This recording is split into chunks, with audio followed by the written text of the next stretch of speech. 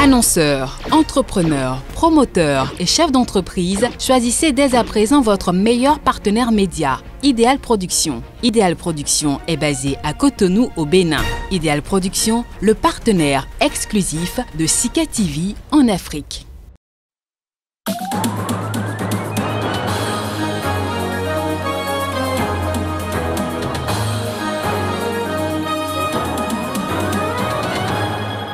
Au sommaire de cette édition, le président et le premier ministre de transition malien ont démissionné. Leur démission intervient après leur arrestation lundi dernier par les militaires. Au Nigeria, le président Muhammadu Buhari a appelé ce mardi la communauté internationale à soutenir le plan de transition des nouvelles autorités du Tchad voisin.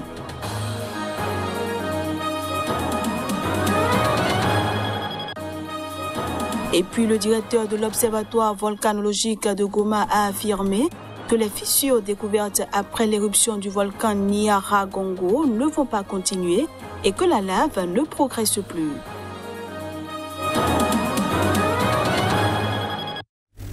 Merci de nous choisir pour vous informer. Bienvenue à tous.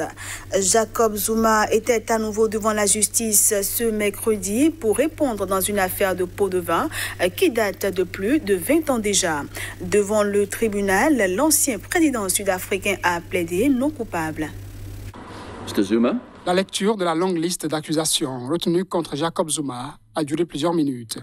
L'ancien président sud-africain, jugé pour corruption dans une affaire de pot de vin vieille de plus de 20 ans, a plaidé mercredi non coupable. I plead not guilty. Jacob Zuma, 79 ans, est resté impassible devant le tribunal de Pietermaritzburg, à l'est. Dans son costume sombre, masque sur le nez et paupières lourdes derrière des fines lunettes, il était entouré de nombreux soutiens et plusieurs de ses enfants. Dans ce procès, plusieurs fois reporté, il doit répondre de 16 chefs d'accusation de fraude, corruption et racket liés à l'achat en 1999 de matériel militaire auprès de 5 sociétés d'armement européennes alors qu'il était vice-président du pays. Il est accusé d'avoir empoché plus de 4 millions de rands, soit 235 000 € au taux actuel, du géant français de la défense Thales, une des entreprises attributaires du juteux contrat d'une valeur globale d'environ 2,8 milliards d'euros. Thales, également poursuivi pour corruption et blanchiment, a aussi plaidé non coupable. Ses avocats ont déclaré devant le tribunal que l'entreprise n'avait pas versé de pot de vin au bénéfice de Jacob Zuma. À la tête de l'État entre 2009 et 2018, Jacob Zuma avait été contraint à la démission après une série de scandales. Son successeur, Cyril Ramaphosa, a promis d'éradiquer la corruption dans le pays. L'accusation prévoit de faire déposer plus de 200 témoins lors de ce procès. La prochaine audience a été fixée au 19 juillet. Entre-temps, la demande des avocats de Jacob Zuma de faire récuser l'avocat du ministère public, Maître Billy Donler, accusé d'être partial, doit être examinée. Le président et le premier ministre de transition malien ont démissionné après leur arrestation lundi dernier par les militaires dans ce qui s'apparente à un deuxième coup d'État en 9 mois. C'est du moins ce que renseignaient plusieurs sources militaires ce mercredi. Le président et le premier ministre de transition malien ont démissionné après leur arrestation lundi par les militaires dans ce qui s'apparente à un deuxième coup d'État en 9 mois, ont indiqué un collaborateur de l'homme fort du pouvoir et un membre d'une mission internationale. Le président Bandao et son premier ministre Mokhtar Ouane ont démissionné devant l'arbitre, la mission de médiation internationale actuellement au Mali, a dit Baba Cissé, conseiller spécial du colonel Assimi Goïta. Les négociations sont en cours pour leur libération et la formation d'un nouveau gouvernement, a-t-il ajouté. Un membre de la délégation internationale a confirmé, sous couvert d'anonymat, à un autre correspondant de l'AFP que le président de transition avait démissionné.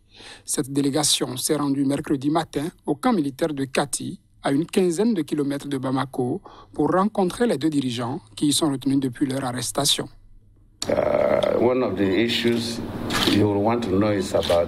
L'un des problèmes que vous voudrez connaître concerne les personnes détenues. Le vice-président nous a dit qu'ils travaillaient sur le mécanisme de leur libération. Probablement, ce soir, ils publieront une déclaration sur cet aspect. Nous ne voulons pas faire plus de commentaires car ils donneront les détails. En termes de ce à quoi ressemblera la structure du gouvernement, nous n'avons pas conclu. Nous consultons toujours. Le colonel Goïta a indiqué mardi avoir écarté les deux hommes en les accusant d'avoir formé un nouveau gouvernement sans le consulter, alors qu'il est le vice-président en charge des questions de sécurité, attribution primordiale dans un pays pris par la tourmente de la propagation djihadiste et des violences en tout genre. Pendant ce temps, au Nigeria, le président Muhammadu Buhari a appelé ce mardi la communauté internationale à soutenir le plan de transition des nouvelles autorités du Tchad voisin. Il s'agit là d'un nouvel appel après celui témoigné à l'actuel homme fort du pays qui était au Nigeria. Il y a une nécessité sacro-sainte de soutenir le gouvernement tchadien pour mener à bien sa transition pendant les 18 prochains mois, a déclaré Muhammadu Buhari lors d'un sommet consacré à la sécurité de la région du lac Tchad qui se tenait à Abuja. Le caractère sacré de la constitution tchadienne en tant que document définissant le contrat social dans le pays doit être respecté, a-t-il martelé, 11 jours après la visite officielle du nouveau chef de l'État tchadien, Mahamat Idriss Déby. Il dirige le Conseil militaire de transition CMT, formé à l'annonce le 20 avril de la mort de son père, Idriss Déby Itno, officiellement des suites de blessures lors de combats contre des rebelles. Le CMT a dissous l'Assemblée nationale et le gouvernement et abrogé la Constitution avant de proclamer Mahamat Idriss Déby président de la République pour une période de transition de 18 mois, au terme de laquelle la junte a promis des élections libres et transparentes. Le dirigeant nigérian a exhorté les partenaires de développement et plusieurs pays, dont la France, les États-Unis et le Royaume-Uni, ainsi que l'ONU et l'Union européenne, à soutenir la transition, soulignant l'importance de la stabilité du Tchad pour la région. Le Nigeria et le Tchad luttent avec le Cameroun et le Niger, autres riverains du lac Tchad, contre les djihadistes de Boko Haram et de sa branche dissidente, l'État islamique en Afrique de l'Ouest ISWAP, au sein de la force multinationale mixte FMM. Plus de 150 personnes sont portées disparues après le naufrage d'un bateau surchargé dans le nord-ouest du Nigeria sur le fleuve Niger. C'est ce qu'ont annoncé ce mercredi les autorités locales qui disent craindre que ces personnes soient toutes noyées. Le bateau venait de l'État du Niger au centre et se dirigeait vers l'État de Kebbi au nord. La capacité du bateau était bien inférieure aux 180 passagers qu'il transportait, a déclaré aux journalistes le responsable local des voies fluviales, Youssouf Birba. À cette heure, seules 20 personnes ont été retrouvées vivantes, 4 morts et les 156 restantes sont toujours portées disparues et vraisemblablement sous l'eau, a-t-il indiqué. De précédents bilans des autorités locales faisaient état d'une vingtaine de survivants sur environ 160 passagers, soit quelques 140 portés disparus. Le navire transportait également une cargaison de sacs de sable extraits d'une mine d'or voisine, avait affirmé le responsable administratif du département de Ngaski dans l'état de Kebbi, Abdoulaye Bouhari Ouara. Durant la saison des pluies, les chavirements de bateaux sont fréquents sur les fleuves et rivières du Nigeria, où les navires sont souvent surchargés et mal entretenus. Ce dernier accident serait cependant l'un des plus meurtriers. Le Niger, un des 3 plus grands fleuves du continent après le Nil et le Congo, est la principale voie d'eau d'Afrique de l'Ouest. Le directeur de l'Observatoire volcanologique de Goma a affirmé que les fissures découvertes après l'éruption du volcan Nyiragongo ne vont pas continuer et que la lave ne progresse plus. Il a appelé la population à ne pas entrer en contact avec la lave qui a coulé durant l'éruption. La ville de Goma, dans l'est de la République démocratique du Congo, a vécu mardi dans l'angoisse d'une nouvelle éruption du volcan Nyiragongo dominant la ville, où de longues fissures ont fracturé le sol secoué par de violents séismes à répétition. Le bilan humain de l'éruption soudaine de samedi soir est monté à 32 morts selon les autorités locales, tandis qu'une première évaluation des organisations humanitaires internationales faisait état de 900 à 2500 habitations détruites par les coulées. Tout au long de la journée, de forts tremblements de terre ont secoué la région tous les 10 à 20 minutes, certains de forte densité. Deux fissures, larges de quelques dizaines de centimètres par endroit, ont fracturé le sol en pleine ville, dont l'une courait sur plusieurs centaines de mètres jusqu'au lac Kivu, alimentant la psychose d'une nouvelle éruption du volcan. Lundi, il y a eu 119 tremblements de terre, a précisé devant la presse un responsable de l'Observatoire du volcanologie de Goma. Il ajoute que les tremblements vont diminuer. Mais pour l'état actuel du volcan, nous disons que la coulée de lave ne progresse plus. Et nous demandons à la population de ne pas fréquenter ces coulées de lave, parce que c'est très dangereux.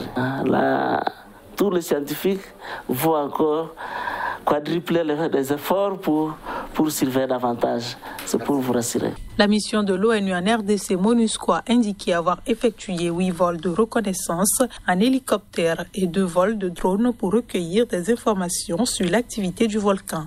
La route menant de Goma à Butembo, axe régional majeur et vital pour l'approvisionnement de la ville, a été coupée sur près d'1 kilomètre par l'immense coulée de lave rocheuse et noirâtre. L'aéroport de Goma reste pour le moment fermé, mais celui de Bukavu, à 70 km au sud-ouest, rouvert la veille, a été de nouveau fermé, sur ordre du ministère des Transports.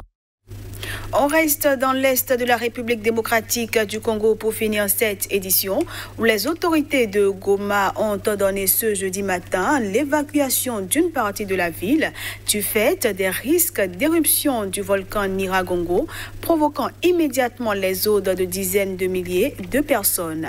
Les données actuelles de la sismicite et de la déformation du sol indiquent la présence de magma sous la zone urbaine de Goma avec une extension sur le lac Kivu, a déclaré dans une adresse à la population sur les médias locaux le gouverneur militaire de la province du Nord Kivu, le général Constant Ndima.